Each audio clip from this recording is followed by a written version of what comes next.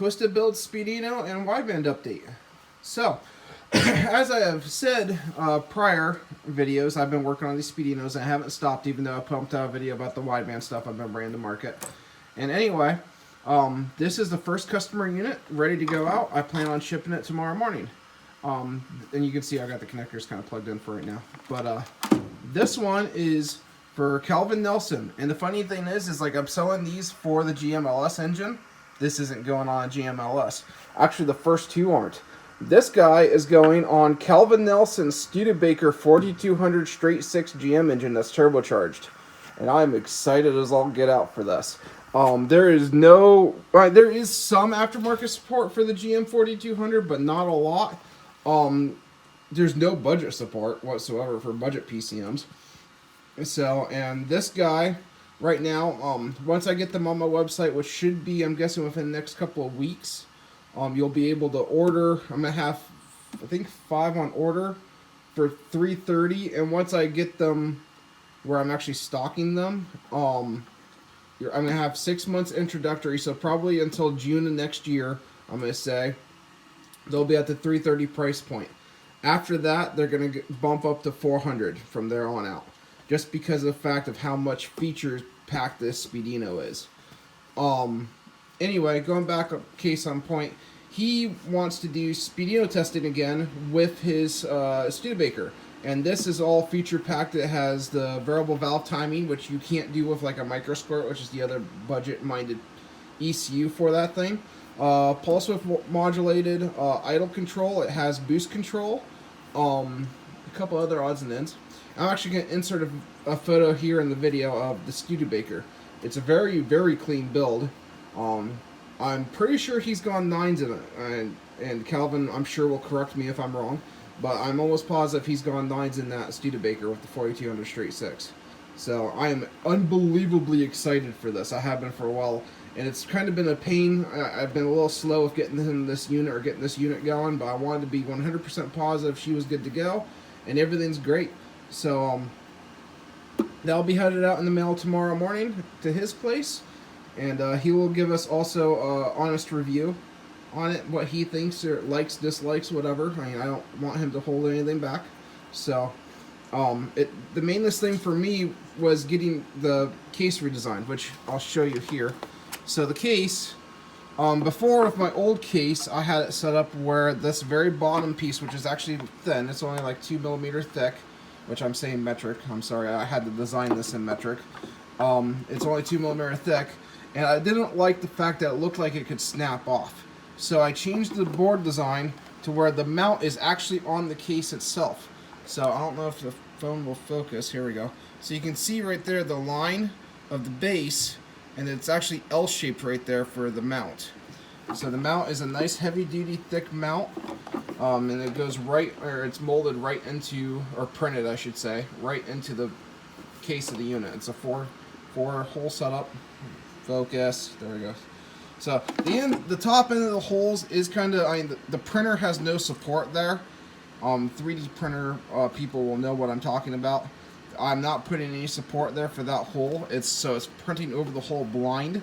So it does. It has a little bit of plastic filament kind of laying in there. However, you're putting a bolt in that hole or a screw or whatever down through that hole, and because of that, it's going to hide it. I don't think it's going to be a big issue.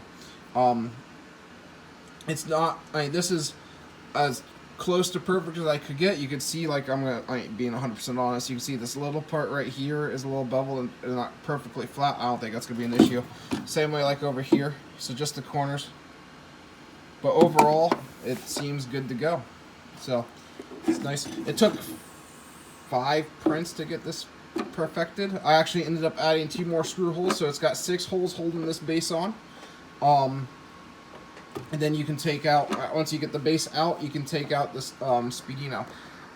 Note for any customers buying these, if you need to like change jumper selections or anything on the board, you have to undo these 6 bolts, which I already told you about, and the board comes out like this. So the front part is going to angle out first, which will allow the amp seal connector to clear the case right here. All right. And then, because the hole for the yeah, the hole for the USB connector, actually the USB connector protrudes, doesn't really protrude, but it's perfectly level. So it comes through the case a little bit. You have to angle out the whole board assembly and then pull it out. So not a big deal. I'm sure you guys will see whenever you take, if you have to take it apart to change jumper selections or anything, you'll see what I'm talking about. This one does not have the wideband built in. That was because the prototype unit I built and currently have in my Firebird, that I had the wideband controller soldered on there, and it kind of functioned, not very well. It was giving me wideband readings that were truly all over the place. I mean, absolutely high to low on a brand new sensor. So I went back to my old wideband in the Firebird, and the external wideband input works great on this thing. So, like all the new boards I build, this is a bare one. This is actually for another customer. I'm gonna start in on probably tonight or tomorrow. You'll see like this little area right here is for the wideband. That is bare on this board for Calvin Nelson, and all the others I ship are not going to have a wideband controller on board. The redesign of this board, which is going to be a very, very light redesign. I've done a lot of thinking about it. Really, all I'm going to do is I'm going to omit this. I may add a couple of auxiliary inputs into it. I don't think I'm going to. I really think honestly, I may even just print, because this is a known good functioning board, I may just leave it be. Just start printing these and just tell everyone that, if you want to hook up a Spartan 2 OEM controller to your board, you are more than welcome to. I am not selling them that way, and in my testing, it does not work. However, all the circuits are there and are correct and whatnot. You saw on my prototype board, I had to overlay a power over it. I'll have photos if you want to do it. I could not make it work, therefore I'm not putting the wideband controller on the board. The jumpers are right here for the external in, and I don't have it labeled correctly on these specific boards. I only had 5 of these printed, maybe 10, I can't remember. Anyway, the next round of boards that I have, I'm actually gonna silk screen correct with the version number, and just pretty much put a few more things on it, but the main design is going to stay the same because I do like the design of this board. So I'm not going to reinvent the wheel. I know this one works in the Firebird perfectly. I've been starting about once a week, just cold starting it just to work it through. I haven't switched it over to gasoline for winter storage yet, and it's middle of November. So I don't know if I'm actually going to do that. I may just run it once or twice a week just to keep it idling and everything, and happy throughout the winter until this next spring comes and gets warm again. So, because this next season I'm going to do some maintenance on the car anyway. I'm actually going to send out the injectors to have them, the injector filters changed because I don't feel comfortable doing that, and have them flowed. Eric Durr is going to be the one doing it.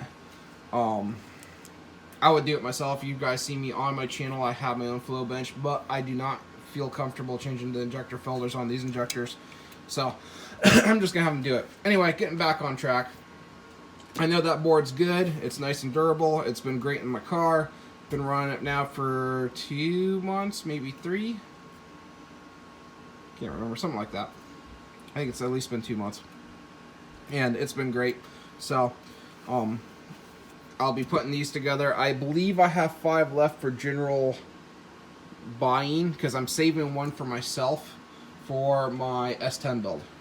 So anyway, if you guys want one, guaranteed to work on the GM LS. I've obviously have videos of it working, and I've got everything kind of nailed down with that, at least on an E60 tune-up. But if you want to use these on a different motor, you're more than welcome to. It's set up just the same as the Speeduino, which, where did I put my test board? Woohoo! So, going back to Calvin Nelson, this video is all over the place. Welcome to my mindset today. Calvin has used Speeduino in the past. He used a board, I believe, pretty much exactly like this. The official Speeduino board, it'd be 0.4.3. It might have been the 0.3 board. I don't know for sure. You'd have to ask him. But the issue with it that I'm aware of from seeing his social media posts and just talking to him was the connector right here that he had an issue with. It's like from there, you had the wire out. And now this, I have headers put on here because I was testing. This was like my test board, fiddling with things. He had headers on here going out to, I believe he put it in a factory GM case, and never could get it working right. So he didn't like, I've heard from a lot of people, they didn't like the connector setup. So now, had I known more, and I wanted to use these boards, obviously, and like this was a failed setup, you could do a jumper, like a ribbon cable from there to this guy, and say, if I had it correctly, this isn't correct, but you could do a ribbon cable, jumper cable, whatever, and then have an adapter board to whatever connector you wanted, which is what this is pretty much. It was an adapter board. However, I wasn't thinking when I designed this thing, and I should have had like a 40-pin ribbon cable with the additional pins needed for other features. But again, you're talking about, you've got this in a case, this in a case, and then you got a whole bunch of wire from there to there floating around the case, rubbing, doing whatever. This thing, the only wire you've got in there is a twisted wire like this, jumping the Bluetooth to, well, I guess the Bluetooth, which I need a video of this. So the Bluetooth right here to the USB header, and then it runs back up to the connector. So that's it. If you want Bluetooth, like this, I have configured for Bluetooth for Calvin. This is actually the Bluetooth module for it. So it's got that little bit of wire in there. That may be a board revision in the future. It may not. I haven't really decided yet. So, Bluetooth module. This is a 3D print because I wanted to make it as small as humanly possible. So, the only thing I may end up changing is, if you look close at it, the very corners are a little, well, you focus, the very corners right there are a little white because I probably screwed the screws in a little too tight. So, but this is the Bluetooth module. That design may change. I may do something different. And if I do something different, Calvin, I will ship you one because you're testing this stuff for me. So, this is the one you're getting for right now, though. I hope you're okay with it. It was a 3D print design. Same kind of this deal with the mounts. The mounts are on the body, not on the base, because the base, like plastic, is thin. So it should be nice and good. A couple self-tappers or whatever in there to mount it somewhere. You're good to go. Connector. Because I found out in my testing, you cannot have the Bluetooth module connected at the same time you're using the USB, which is a pain in the butt. But I can't figure out how to get around it, so therefore we just have to live with it. So, it's a 4-pin connector. So I'll be having all the pinouts with the unit whenever it gets shipped or downloadable from my website. I'm working on that this week. So pin 1's power, pin 2's ground, and then there's an RX and TX pin. I can't remember off the top of my head which one's which. Actually, I should be able to tell you though. So pin 3 is TX for that TX, and pin 4 is RX from the pin out to here. So, and this deal, the harness side connector has a little screw. You take that little screw out, which is right there. This pops out. You can solder 4 wires onto it, and that way it makes everything disconnectable while you are, like for instance, if you want to use your USB cable to connect to it, you can. And you have to disconnect this. Pretty much you have to disconnect the Bluetooth module to use the USB, or once you're done with the USB, you can use this to connect to the Bluetooth module. I will tell you right now, with my Firebird, once I got the initial setup done with the USB, which Calvin will probably have to do, just setting up his initial tune-up, you know, for like his fuel injector size, his engine size, injectors, or sorry, ignition setup, so on and so forth. Once he does that, it's up to you, Calvin. You don't have to use the USB. I have not been in my Firebird at all. I love Bluetooth. Not having a wired connection from my laptop to the Speeduino is absolutely phenomenal. I love it to death. I've been using it that way ever since I figured out how all of it worked and got it all functioning correctly. I've been flashing tunes over Bluetooth, data logging over Bluetooth. There's practically no speed difference whatsoever that I can at least notice in the data logs. I've literally looked on the Megalog Viewer MS, checked the data logs between the two. They're perfect, love them to death. no issues whatsoever. Calvin opted to have his set up for external wideband. He still has the internal wideband on there. All right. So, I gotta double check actually before I ship this out. I think I can set it up to use the internal wideband as a baro sensor. I can't remember for sure. If I can, I will do that for you, Calvin. If not, I'm gonna let you know. And I'll let you guys know on YouTube later, because I'm gonna have a step-by-step instruction video once I get a little bit of time, which should happen this winter. Everything you have to do with it.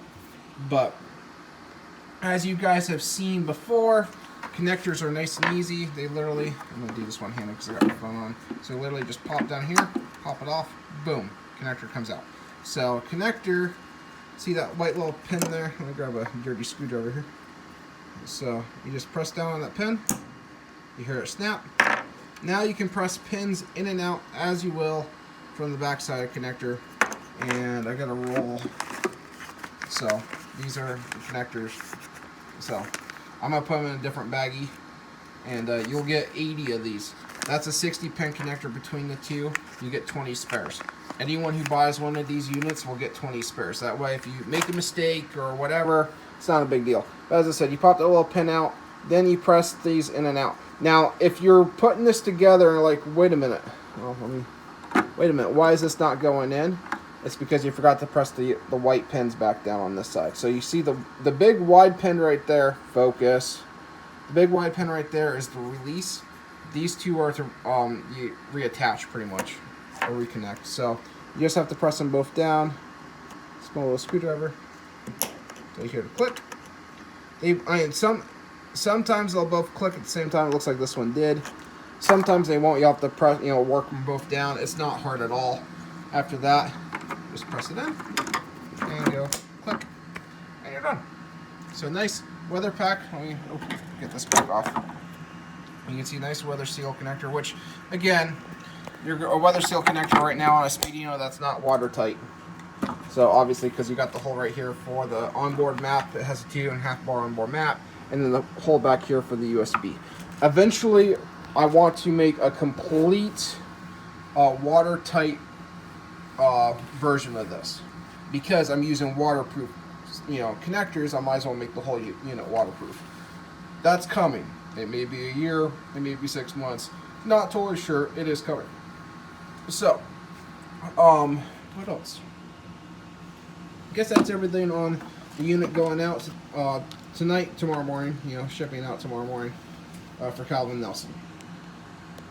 Force 4200, and I will let you guys know on progress. I'm hoping he'll share some video as well and let you guys know how everything is working. So, moving on to wideband progress. You can see this was my prototype wideband. So, you can see I messed up the board design and had to externally wire a transistor for testing. That made me so sick because everything else was perfect. But it did prototype test. I used it with a Bosch 4.9. It works great. So, I completely redesigned this. I'm going to insert a photo into this video here and show you the new board redesign. So the board, as you can see on this photo, has a connector in the middle of the board. Going back to this guy, it's literally the same connector, however, it's straight up and down.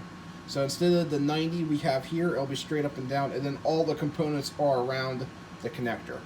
The connector, or the whole package part is a hair bigger than this guy. So I mean, like, probably that big. Well, I don't know. Go from that board end right here, maybe to there. So it's 3 by 3 inches wide by 2 3/4 inches. Sorry, 3.3 inches long, I guess, by 2 3/4 inches wide. So, just to give you an idea, that is the size of it. So it's practically this size right here. I'm trying to give you a reference, I guess.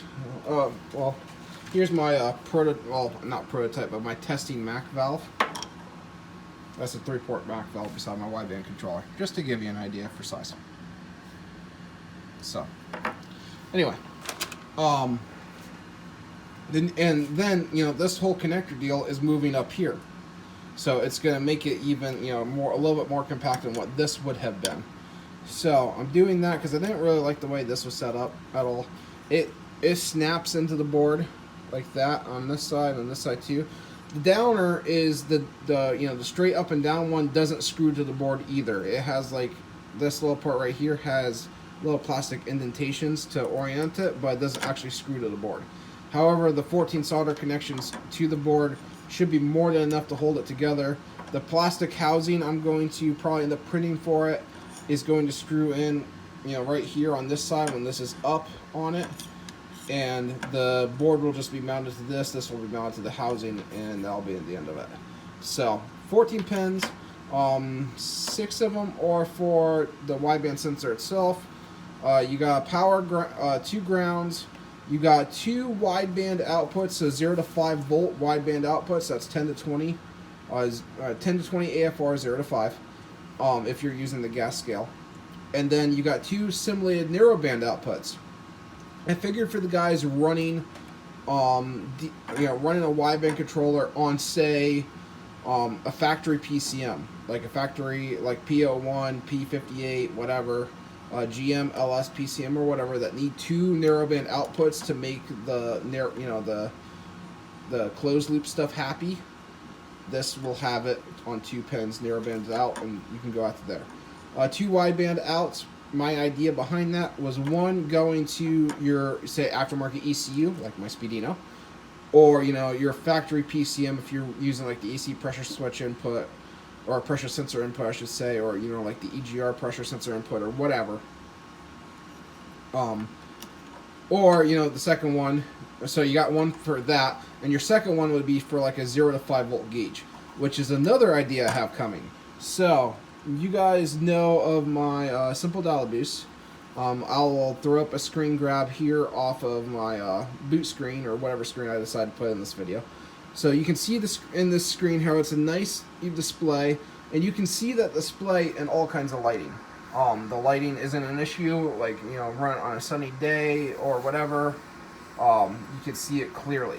So my idea, because it should be relatively simple, is, let me grab a pad.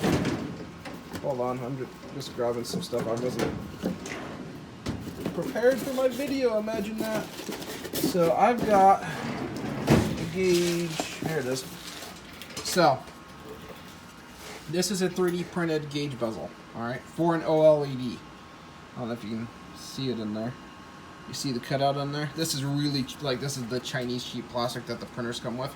I'll never sell this stuff, but it works just for printing prototype stuff. So, anyway, you can see this will fit anywhere. It's a little long, I actually shorten it up a little bit.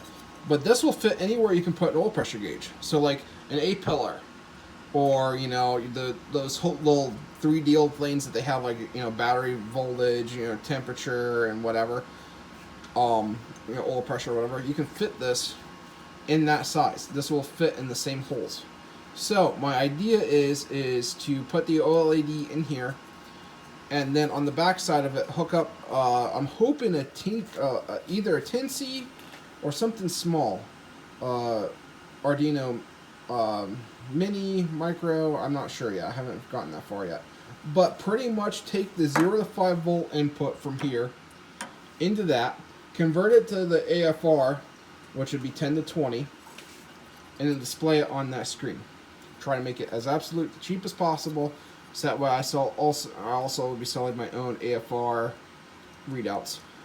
If it's not practical because of cost of components and manufacturing and whatever else, I know there's a couple guys that make 0 to 5 volt, 10 to 20, I believe, at least it's 10 to 20 AFR gauges already. I may just stock them for you guys to buy with these, or link them for it so you can buy them yourselves. I haven't gotten that far yet. But anyway, that is the forward progress with the wideband. I ordered 40 bare PCB boards. They will be here probably within the next couple of weeks of the new design. And, no external wiring because I messed up or anything. I actually triple checked this one. This one's good to go. Obviously, I'll have to bench test one to make sure I've got it, but we should be good to go. Once I get that going, I'm going to get a case printed for it. I have a business customer up in Maine. He is going to be testing one for me. I found out he apparently, he informed me that dyno operators like to use the NTK sensor instead of the Bosch because it has a lot longer life expectancy. It's a lot more expensive sensor, which makes sense. In that range, you get what you pay for most of the time. And it sounds like you get what you pay for when it comes to the wideband sensors compared from Bosch to NTK. So the NTK sensor, I found two part numbers, one with a short harness, one with a long harness that will work with this unit with no issue whatsoever. So I'm excited for that as well. It'll work with the Bosch sensor or the NTK sensor.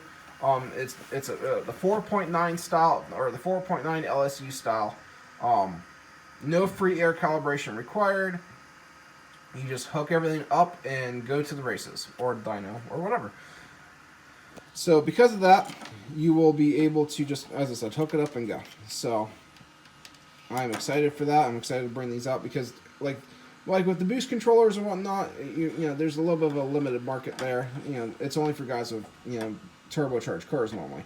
The Speeduinos, there's a lot of ECUs in the market. This is, I'm thinking, the most jam-packed feature-wise for the budget-minded folks.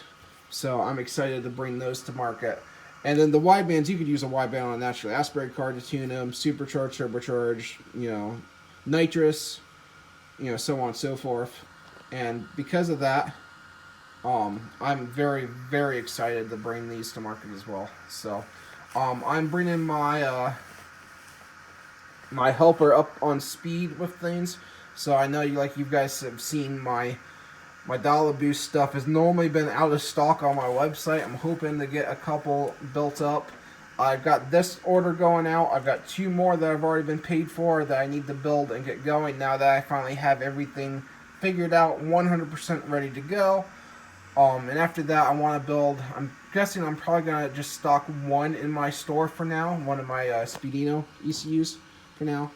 And eventually maybe work up to a few more. It matters how sales go. Also, haven't forgotten about the guys asking about plug-and-play harnesses. So I want to get a plug-and-play harness made with these ECU connectors for the GMLS 2400 and 58X motors. Still figuring out logistics and stuff on that. I got a harness harness guy out in Kentucky that makes them. So I'm going to be talking to him and probably getting some made. I'm hoping over this winter, maybe early spring, so I can offer that as well. So we'll see what you guys. If you guys have input, please let me know what you guys would like to see. You know, if you're interested in just buying this and making your own harness or adapting a factory harness to it, or so on and so forth. I plan on making my own version of instruction manual for this. Obviously, most of it's going to be, you know, the Speedy Wiki or the Speedy instruction manual is going to be almost identical to this. It's just going to be, you know, my version for the connector and everything like that. And the little odds and ends stuff I've done with the circuit and jumpers and stuff like that. But for the most part, the Speedyino Wiki and instruction manual is this exact same because it's a Speedyino running it. It's just my version with my own board. So, I guess that's all for now. So, as I said, if you have any suggestions, comments, things you'd like to see, you know, if you're interested in a plug and play harness for an LS or just any idea whatsoever, shoot them to me. Comment on the video. I am watching comments. Sorry, it's taking me a little while to get back to them. If you can't tell, I've been busy. But comment on the video or shoot me an email. Email is dale@twistedbuilds.com. That's DALE @twistedbuilds.com. I try to respond back as quick as I can. Again, I'm busy, but I do try to respond within a couple days normally. I guess that's everything. So I will update you guys, as I said, as Calvin figures this out on a 4200, make sure everything works good, because I would love to get in the 4200 market and the LS market with these, because I know they run an LS. We're going to find out if they run a 4200, but they should, and I'm all kinds of excited for this. It's going to be a blast. So I'm boost controllers, wideband controllers, and ECUs. Cannot wait. Hey, you guys have fun, and thanks for watching. If you think this video is worth your subscription, please subscribe, and have a good evening.